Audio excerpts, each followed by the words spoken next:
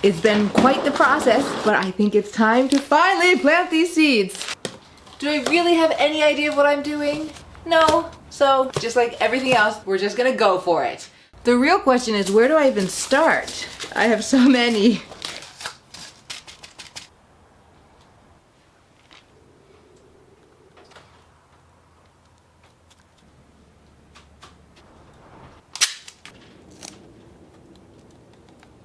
For some of the things like squash or cucumbers, I'm going to try these Echo Pots.